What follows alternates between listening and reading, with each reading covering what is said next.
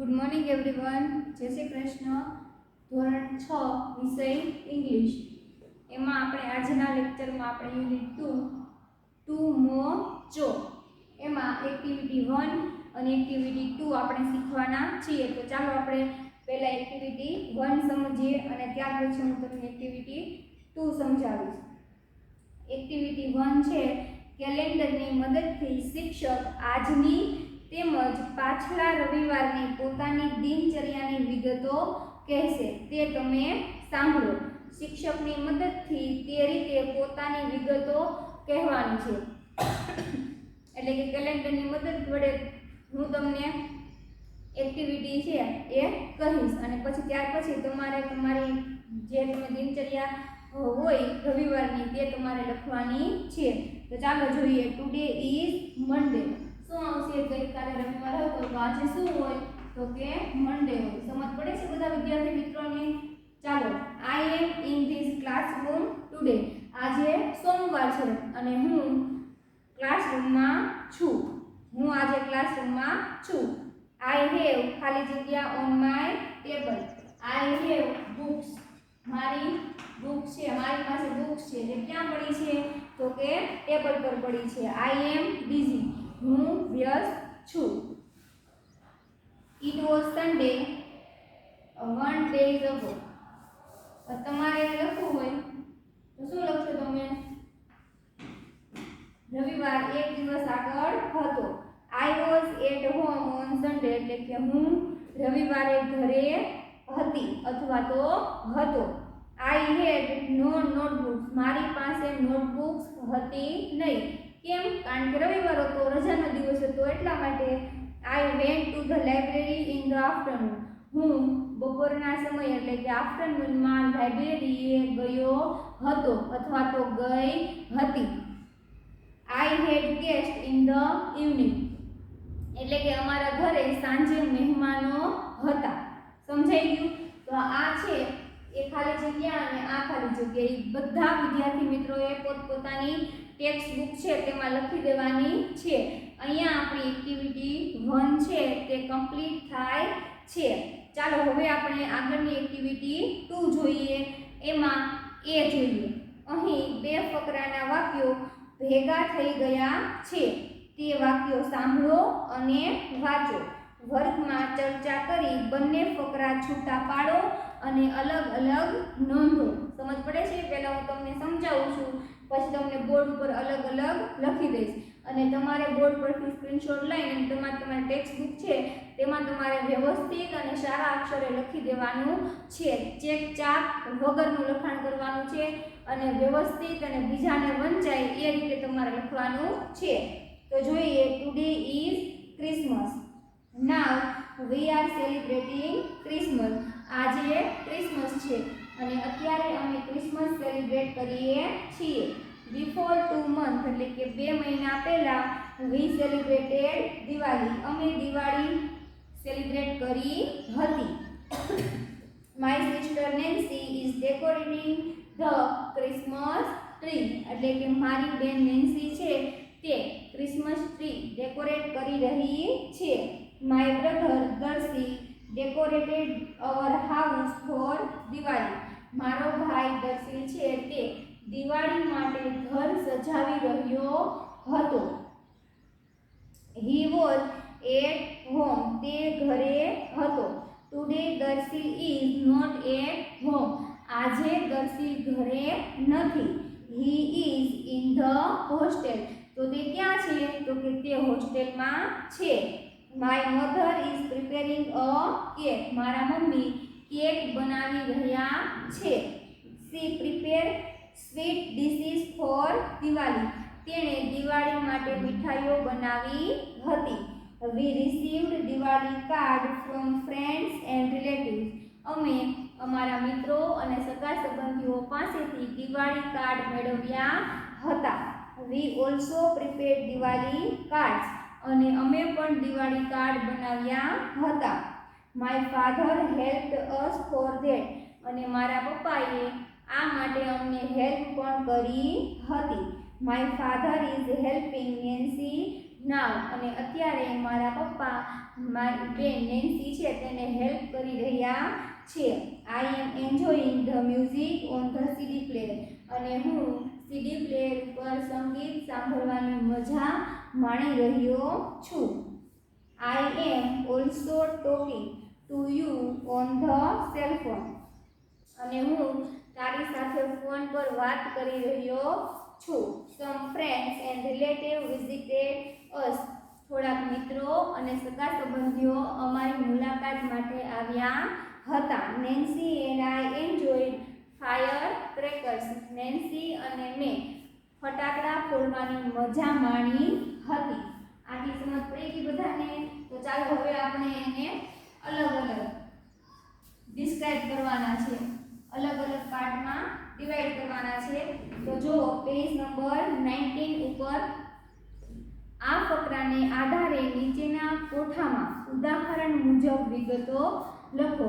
એટલે કે નાવ અને 2 months ago એટલે કે અત્યારે શું ચાલી રહ્યું છે અને 2 મહિના પહેલા એ લોકોએ શેનું સેલિબ્રેટ કર્યું હતું અને કેવી રીતે કર્યું હતું અને કઈ કઈ એમાં એક્ટિવિટી એ લોકોએ ઇન્વોલ્વ હતી એ બધું આપણે લખવાનું છે. નાવ અને 2 months ago. ચાલો જોઈએ. જો આપણને એક્ઝામ્પલ આપેલું છે સેલિબ્રેટિંગ ક્રિસમસ અને સેલિબ્રેટેડ દિવાળી. ચાલો હવે આપણે જોઈએ. તો નાવ છે એમાં શું આવશે? My sister Nancy is decorating the Christmas tree. આ નાવ છે ને એમાં શું આવશે? My sister Nancy is decorating Christmas tree. પછી 2 months ago એમાં શું આવશે? My brother Darcy decorated our house for Diwali. સમજાય છે બધાને?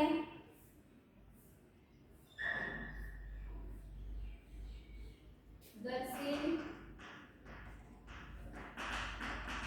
is not at home.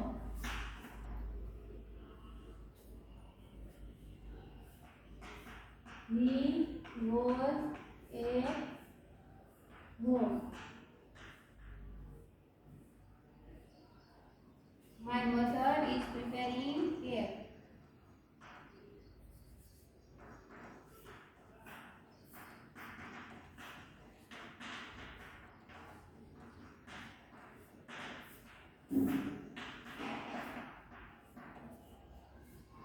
પછી 2 months ago માં શું આવશે? તો કે my mother prepare sweet dishes for Diwali.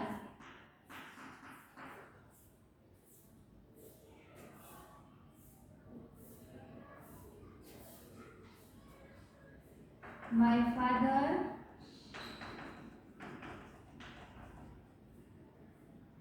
is helping Nancy. My father is helped for making Diwali party.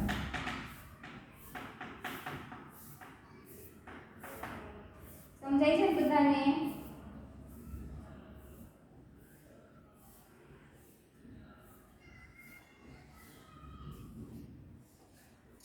અહીંયા આપણી એક્ટિવિટી 2 છે એમાં એ છે એ પૂરું થાય છે. ચાલો હવે આપણે જોઈએ activity 2B.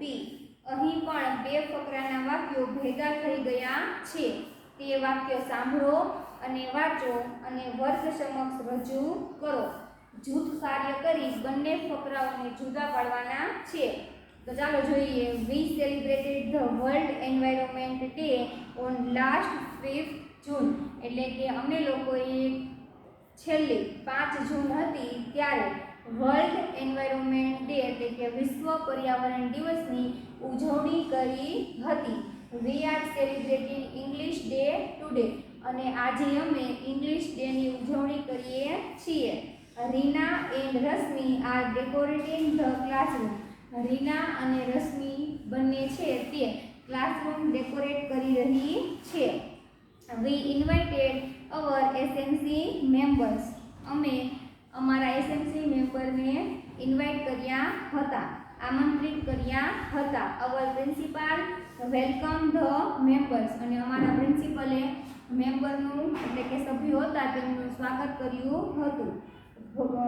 Bhanu is talking with a student of first standard in English.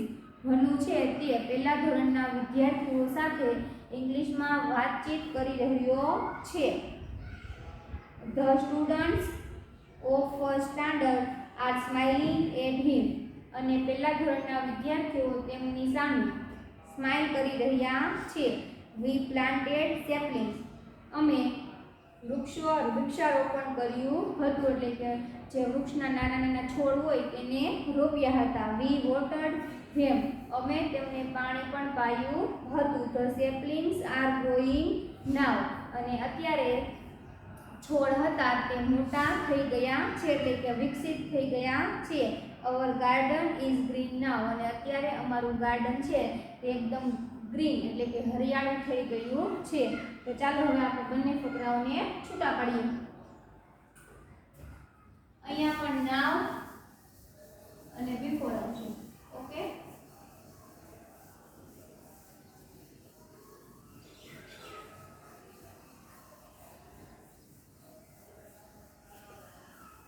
ચાલો અત્યારે આપણે કયા ડેનું સેલિબ્રેશન કરીએ છીએ? તો કે English day.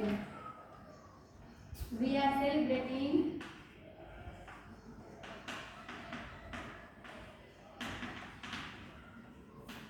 English day today.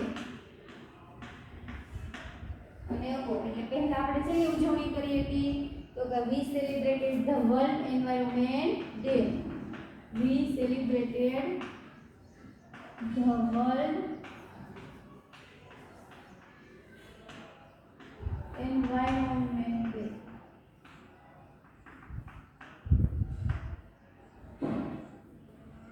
ત્યાર પછી Reema and Rashmi are decorating the classroom.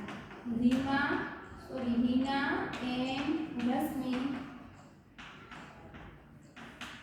decorating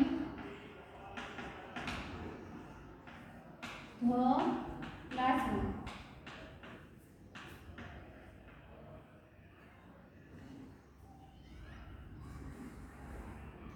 We invited our SMC members.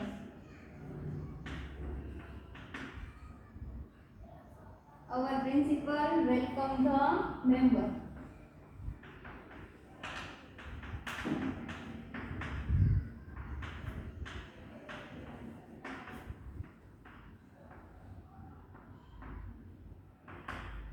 ત્યાર પછી Bhanu is talking with a student of first standard.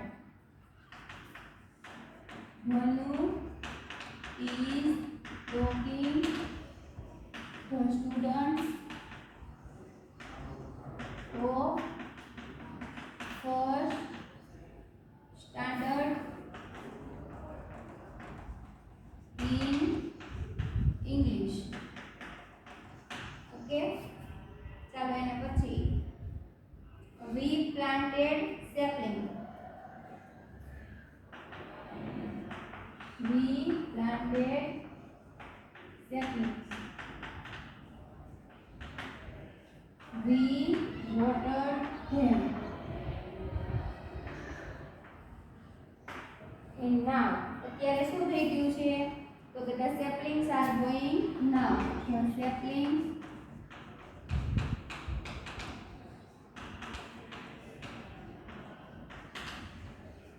growing. And last one, our garden is green. Okay, અહીંયા આપણે activity 2 અને activity 1 છે તે complete થાય છે. વ્યવસ્થિત સ્ક્રીનશોટ પાડી લેજો. એટલે તમારે બુકમાં લખવાનું છે. બુકમાં એટલે કે તમારી પાઠ્યપુસ્તક છે તેમાં લખવાનું છે. વ્યવસ્થિત અને સારા અક્ષરે લખી દેવાનું છે. એટલે સ્ક્રીનશોટ વ્યવસ્થિત પાડી દેજો. અને જો વિડીયોમાં સમજ ના પડે તો વિડીયો ફરી એકવાર જોઈ લેજો. આગળની એક્ટિવિટી છે આપણે આગળના લેક્ચરમાં સમજીશું.